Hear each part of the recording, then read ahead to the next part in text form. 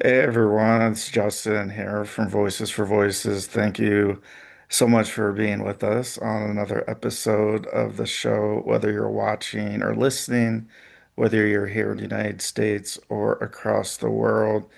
We're grateful if you've been with us from the very beginning or if you're joining us for the first time. If you're joining us for the first time or are relatively new to Voices for Voices, in our TV show and podcast, we have over 460 episodes. If you could do us a big favor, give us a thumbs up, like, follow, subscribe, share, and all those things are free, as well as maybe you could reach out to maybe 25 people, contacts in your phone and let them know about our show and how uh, we're bringing light to where the dark is. We're talking about easy topics. We're talking about hard topics. Today, here on this episode, it's going to be more towards the tougher topics, but it needs to be done, and so that's what we are going to do.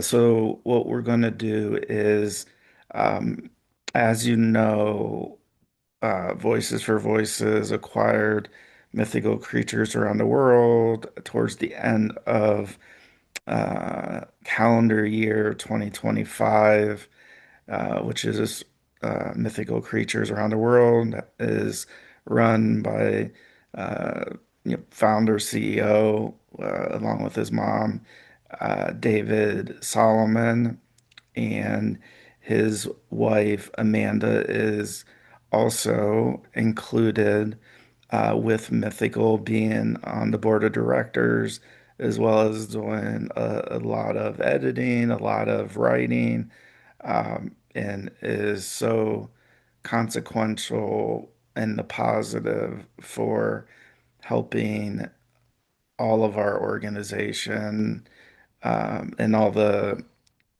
sub organizations that come with Voices for Voices. And so this show is uh, coming from the board of directors of mythical creatures around the world.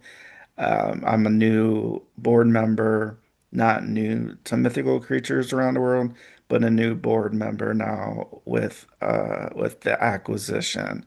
And what we're going to talk about, at least at the outset, is something that individuals watching and listening may already know about. Hopefully, we hope not, because it is uh, just a downright not good thing. And that is basically the abuse of employees. And specifically, what we're going to be diving into is, uh, putting a contract together of, for those who have have a job, have a uh, new job offer. Usually you have, it could be a contract. So maybe it's 6 months, maybe it's a year, maybe it's until further notice. And then usually there's, a dollar amount, per hour, a salary. And those are just a few of the things that are included. What we're going to be discussing as it relates to this is that, but as it relates specifically to a an employer that has not paid their employee uh, at all. And so we call that fraud and abuse, because it puts the employee, or the supposed to be employee, it puts them in a hard place because they are under the impression of, okay, I have this job and I'm getting paid X amount of dollars, whatever that may be, and then have that not come to fruition. And so it's frustrating all around. And unfortunately, has occurred with one of our board of directors, Amanda Solomon. I know David Solomon, her husband, is is involved from the spouse perspective, uh, but is also in that spot of, why is this occurring, or why has this occurred? Why can't we get this fixed? Why can't we just get back to, the employer and the employee standpoint? And you also uh, may be familiar with a couple episodes we did about the Stephen Reimers fraud and abuse. Uh, and this plays right into that. Unfortunately, this individual is uh, the individual who's not holding up his end of the bargain, his end of the not bargain, his end of the deal. And so unfortunately we have to talk about this again. And I know this has come up from South Africa. I know this has come up from the CIA. It's coming up all over the place, and it's not just South Africa that knows. Because what this individual, Stephen Reimers, is also doing is he has and continues to send out these, we call them a newsletter, an email, where he's basically trying to uh, get people to donate. Stephen Reimers is trying to get people to donate uh, off of the back of David Solomon's story of being human trafficked, as many of you already know. And while that may sound like a good thing, when David and Amanda and family aren't getting the funds, they're not getting the money that's coming through, it's catching a lot of people off guard. So this has caught South Africa off guard, the CIA off guard, many other countries off guard. I'm gonna let Dave and Amanda dive in from here, but this is a big topic, and it's high profile. So David and Amanda Solomon, thank you so much for joining us. Feel free just to jump in as you'd like. And thank you for having us. Amanda will be here in a moment. Honey, are you here? Yeah. Okay. So, it's been it's been a journey, and I wanted to talk a little bit about what I have learned in the last 4 hours of what's going on.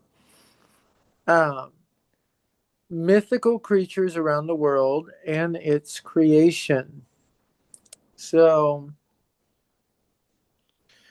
originally, my mom and I created it in Oregon after I was trafficked. Although it goes back further than that, it just wasn't physically a Facebook page, it was something else back then. And she wanted me to have an outlet so I could talk about these issues and I could heal and have a good time. And I made friends through it. Um, and I learned so much. About 2015, when I met Steve, um, he was friendly, he was nice, I believe he was genuine, and he cared about my mom and me because we were in a situation that no one should ever face. And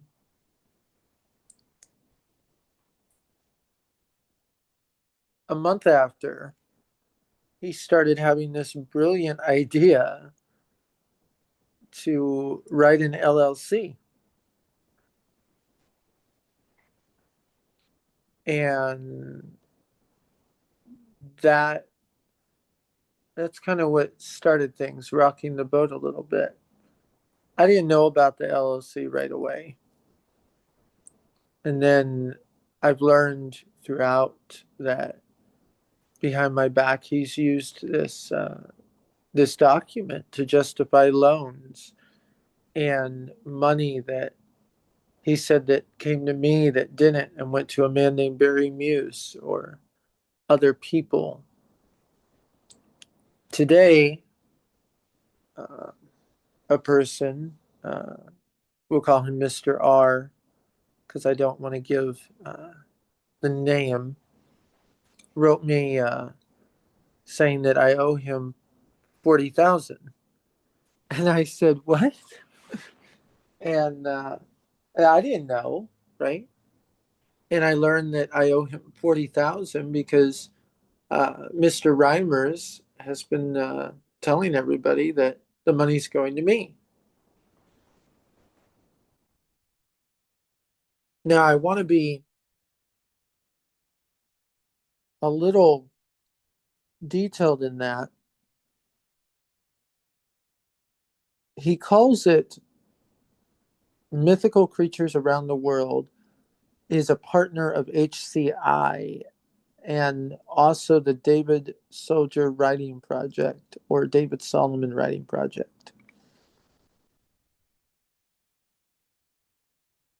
I wasn't aware of any of this until after my mom died about February 2021 when I first became aware. I met a man named Barry, and Steve sat with me in a meeting with him in a high rise little building in Virginia. And Steve saw that I had contacts in Hollywood and other places, and that I had risen to stardom with mythical creatures. Now, a lot of people say, well, that's not possible. Well, it is. My mom was what you call a script doctor. That means that she got not credited for her work, but paid for her work. And I learned from her in creating shows, pilots, movies, um, comic books. I learned from the best of the best. One of the true inspirations is JW. I've really never mentioned, and I'll leave his name until we bring him on the show, but he wrote for DC, Marvel, and Star Wars.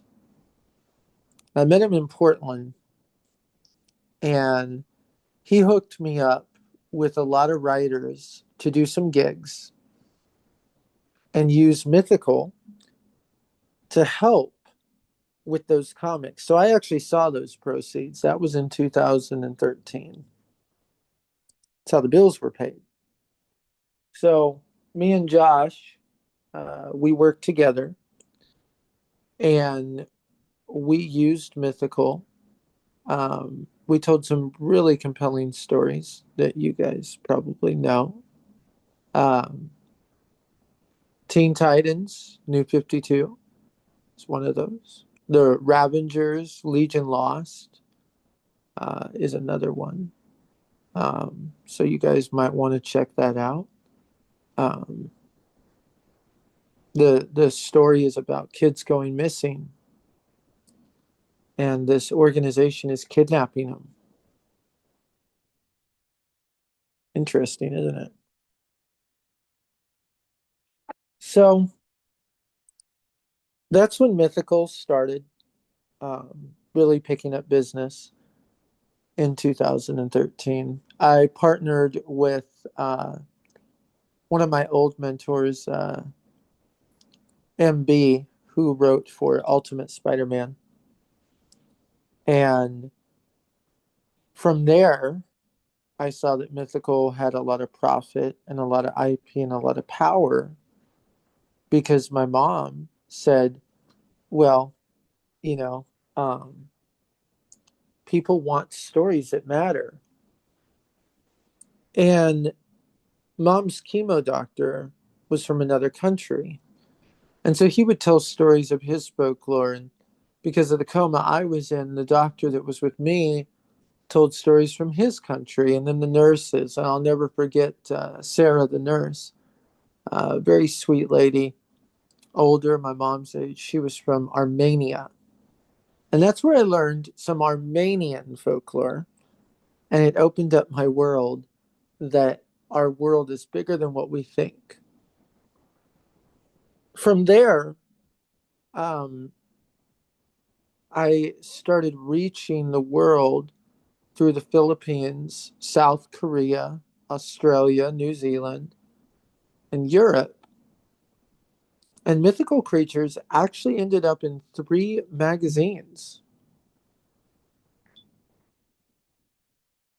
in Davos of the Philippines being one, and Dubai being another. And Mythical was also featured in other magazines that I know, um, because of its outreach to different cultures and countries, and being that voice for people that didn't have any with their culture or their people or their traditions of lore or heritage. And a lot of people have asked the question, well, how does that turn Mythical into an IP? Why is it worth millions now? Well, that is why. So, Mythical runs the right to work with Native American reservations or other countries because Mythical is not only trademarked and licensed to do so, but also has the control of basically giving permission from tribes. I'll give you an example.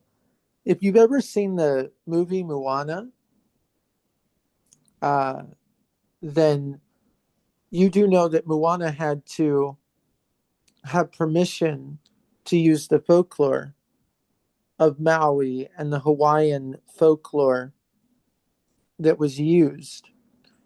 And Mythical had a role to play in getting permission from these people because Mythical's role is to help navigate those waters that are so stepped on by other people and not respected. In 2013, an author reached out to me, a best-selling author now, um, and she said, you know, I wanted to quote you because I got my folklore wrong. And I realized that authors were reaching out to me because I was helping them navigate the waters of offending people and offending different countries. I'll give you an example.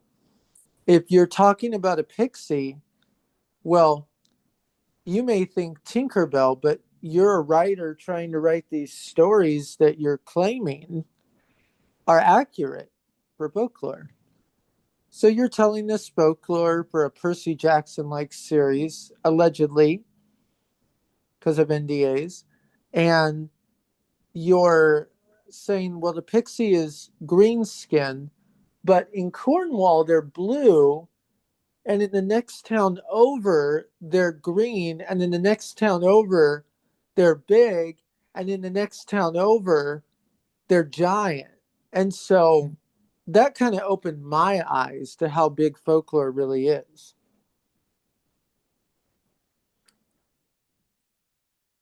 I guess from there, it kind of grew into what it is because Mythical got its audience. And then my mom said, well, you know what? Let's make a world where mythical creatures coexist. And let's use all your writing you've done with DC and Marvel and Star Wars and all these great people, and let's put it to use. So me and my mom would storyboard 24 hours a day, literally no sleep. We would put storyboards on the walls of what we're doing, of where these characters are going. And Every country would be represented, every folklore respected, but all tying back to God. And the one rule that God made with us when we did this is no other gods before me. You can write about culture, you can write about folklore, but never put the gods before me. Respect culture, respect people, respect their religion, but never put their religion before him.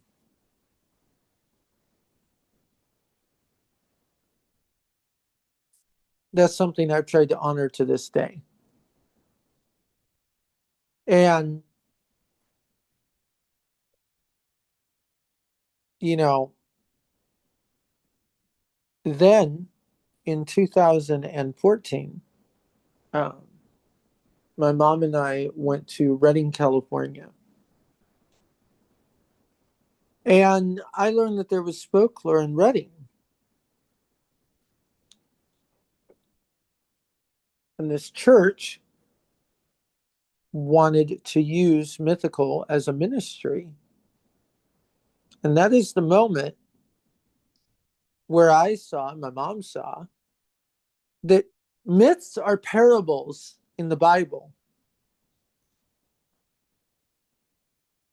And that you can tie the Bible back to every culture, creed, and country. I'll give you an example. The Philippines, the word encantada or encanto, not to be confused with the Disney movie that is actually spelled the same way, but not actually said the same way, means Philippine fairy or supernatural being. But I bet you didn't know that there is a type of encantaco that is spelled Tilkbangi, which is pronounced Tilibelke, which is also, if you don't know, Talibak is a local language in the Philippines. It's not used a lot. It's more used outside of the big cities of the Philippines. And the folklore of the Philippines there is there's a city, I believe it's Brigham, um, and it is hidden. It's where elves live and supernatural creatures. But the twist is they say that they are the descendants of fallen angels and they are the Nephilim. But they don't believe in the Bible. And I love that. Here are these fairies, and their origin is they're half angel, half human. And then you go to Europe, and there's a medieval painting of the fairies falling from heaven, and there's a universal belief that fairies are fallen angels in Europe.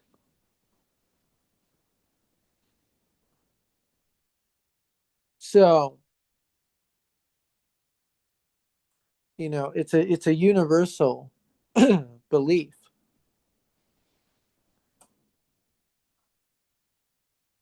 And I find that very telling that everything ties to the Bible. And my mom saw that, and we started working with other countries. And then we worked with Egypt, which is a Muslim country. And we don't hate Muslims. We actually love Muslims. We love India. We love North Korea, South Korea, Russia. We love everyone.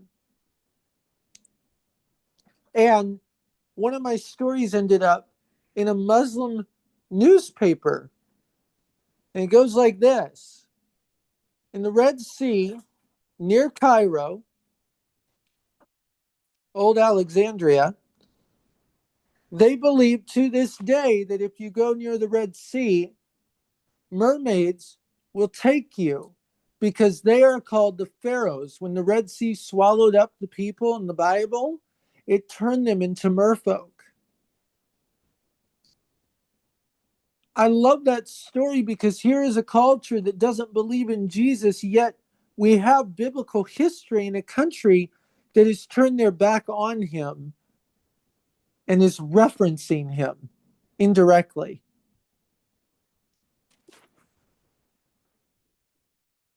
And Mythical found other stories that my mom tied to the Bible through that.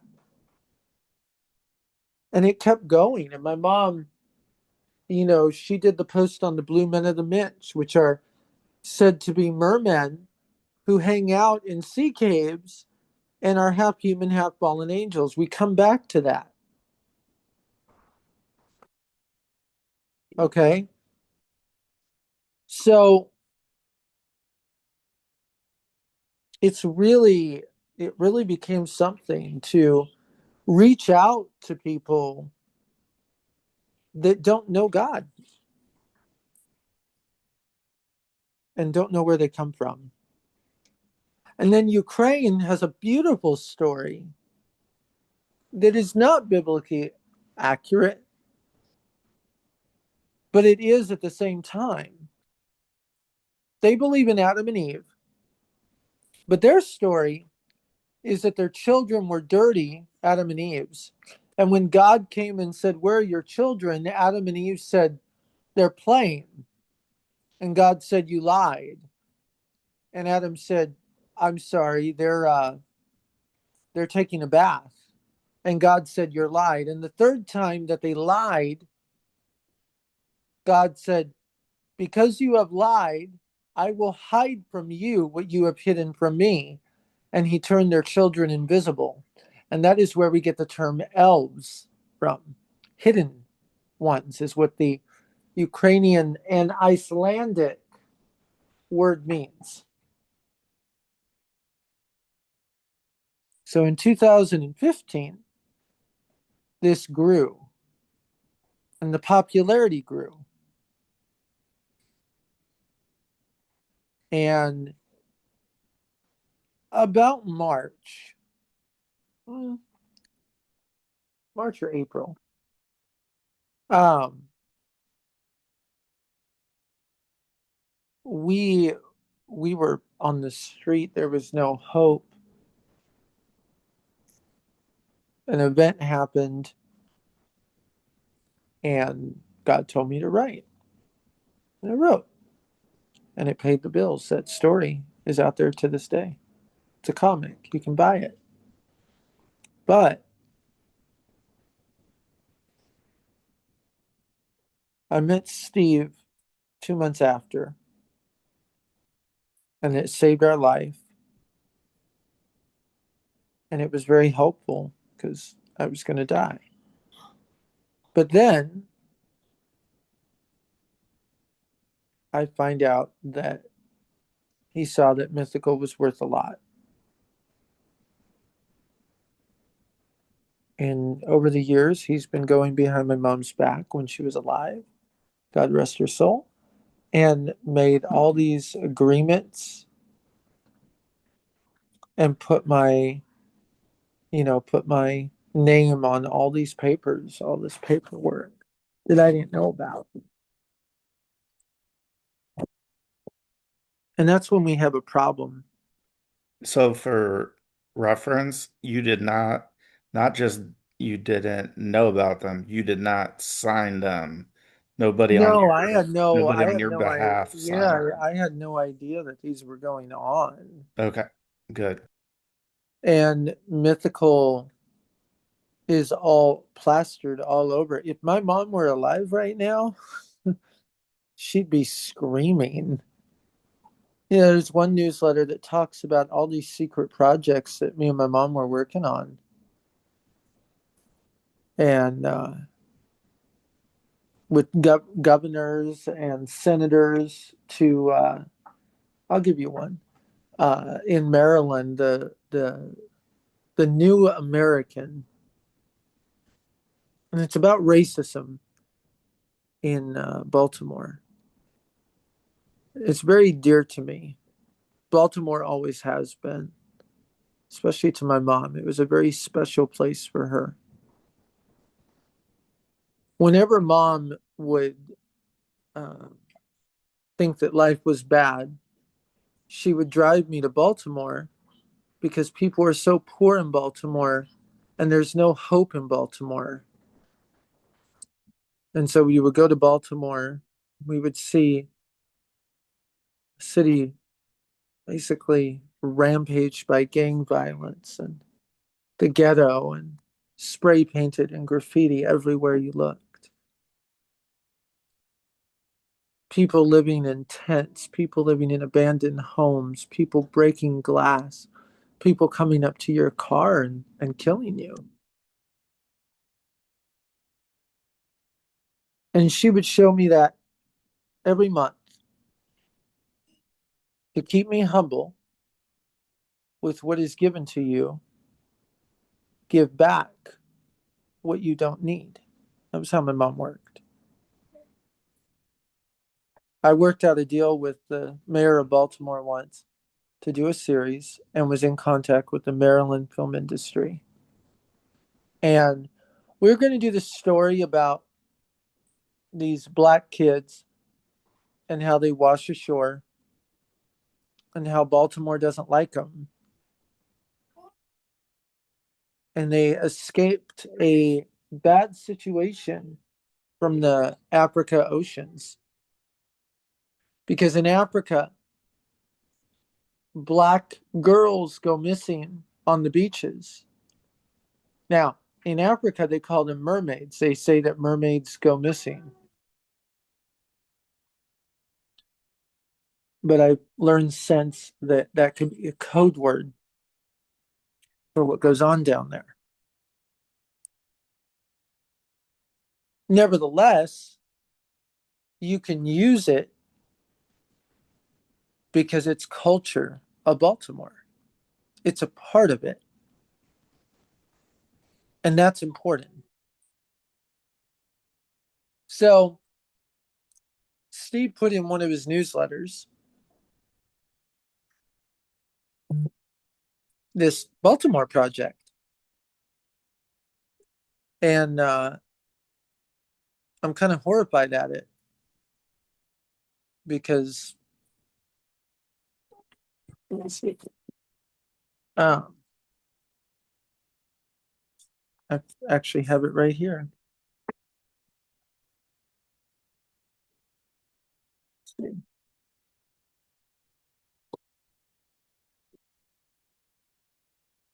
So all these new here we go. All these newsletters, he puts all these projects out, right?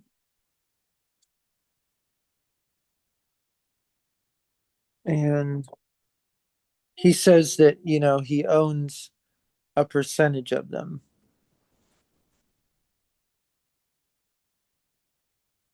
On this one sheet of paper alone, there's about 20 projects that my mom was running.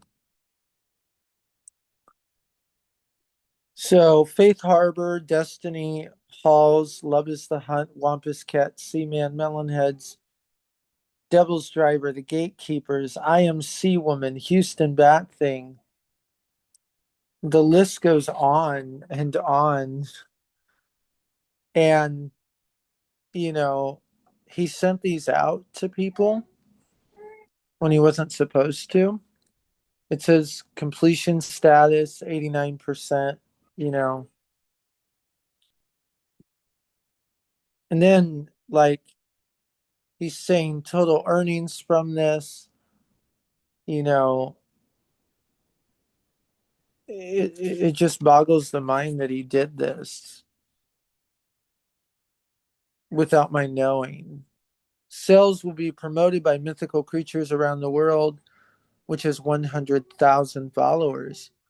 But yet, I don't even know that this was done, right?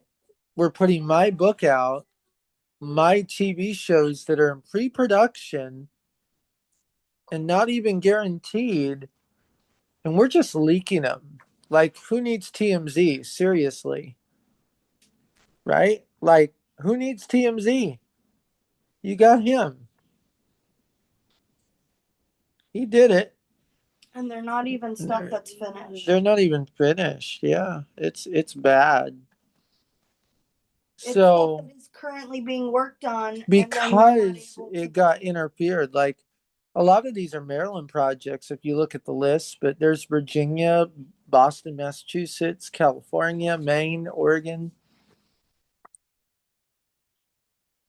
you know, And there were NDAs. there's NDAs signed with studios. This just isn't okay. One of them is the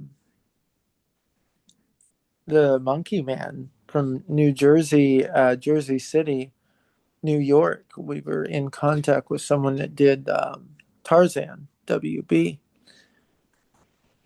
And then we produced Beyond for Freeform off of Folklore from Mythical too.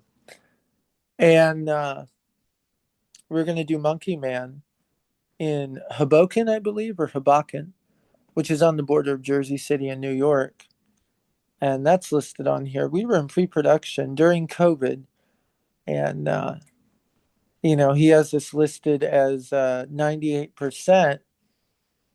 And he can't be doing that because it's in pre production and there are NDAs. I want to know how the heck he actually found out about it because, like it wasn't his business to know. For his business. Although he claims that it was because he owns everything. There's But a Christian. can I jump in there? Yeah. So speaking about the I don't he claims he owns everything. I want to show to be absolutely crystal clear that because of this recently, we put out a cease and desist letter for any and every person, entity, organization, law firm that they do not own at all. Number one, Voices for Voices. And here, as we're talking about mythical creatures around the world. So we just want to make it crystal clear, and I'll just scoot it up here so people can see Dave's signature as well. Um, that this is a very real thing. This isn't something that we manufactured.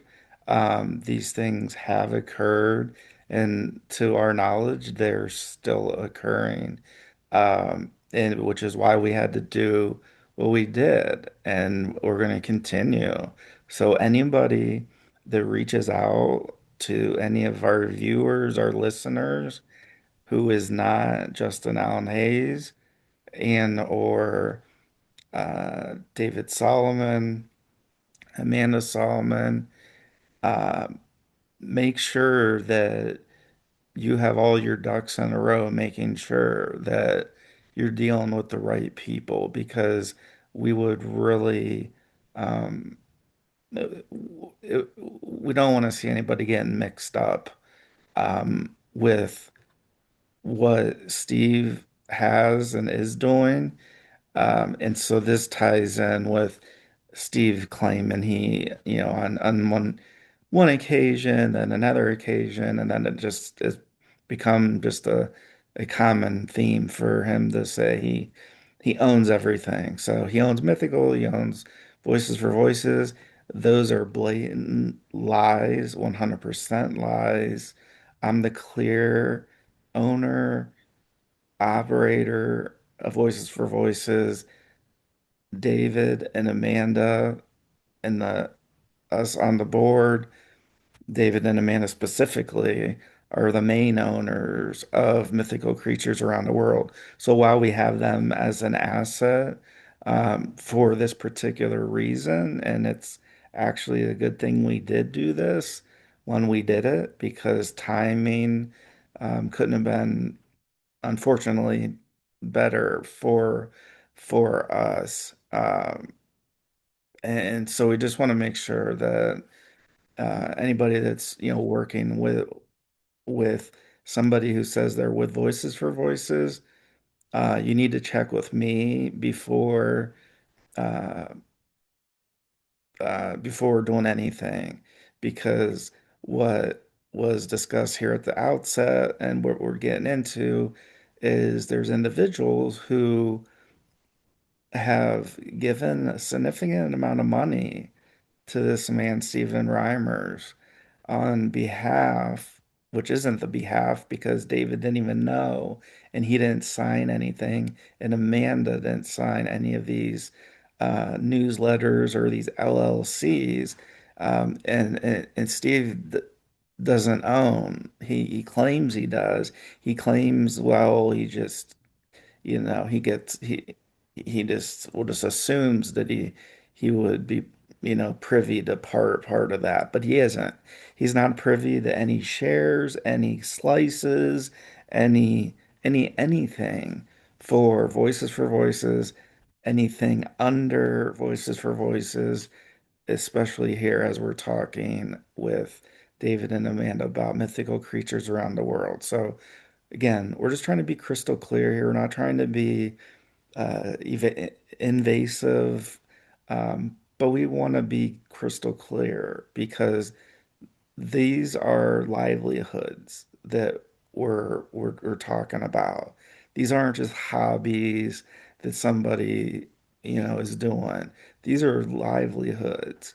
And so when somebody or some person or whatever Steve wants to say he is on that day, HCI, whatever, um, we want to be crystal clear that Stephen Reimers has zero to do with Voices for Voices and zero to do with mythical creatures around the world. Sorry for jumping in, but that'd be a good thing to do when we're on that topic. And yeah, I'm reading over these too because I'm looking at more. Towson, Maryland, uh, Baltimore, all these different cities are listed. So there's a lot here. Yeah. Do we want to get over to Amanda? Yeah, so Okay. I'm gonna let Amanda, who sits on the board for Mythical, but my main concern with this was all these projects are being talked about, and I had no idea. And you know, um, now I do, and because of me, which is where my story comes in. she'll tell her side of this, but like earnings for David Soldier and mythical creatures around the world, like who does this? So I'll let her take it from here for a little bit, and then we'll come back. Okay. I should ask, how much time do we have? Do we need to do my story as part two or? Um, it's your call. I mean, we're coming up on an hour, so we can just do a second part, and then just maybe speed it up just a tad. Yeah. That's fine. Okay. All right, well, let's do that. So, we're gonna come for our viewers and listeners. We're gonna come back. So the following episode of this is gonna be what we're gonna consider, or we're gonna say is part two. Uh, so please tune in. Please like, follow, subscribe, share. Again, please share with contacts in your phone if you're able to about Voices for Voices and mythical creatures around the world. Um, and we just are so grateful to have you with us. And we will see you on the next episode of the show, which will be what we're going to call part two. And let's celebrate all the voices in the world, and let's be a voice for ourselves and others that we may know that aren't able to share their voice. So we'll see you on the next show. Bye bye for now.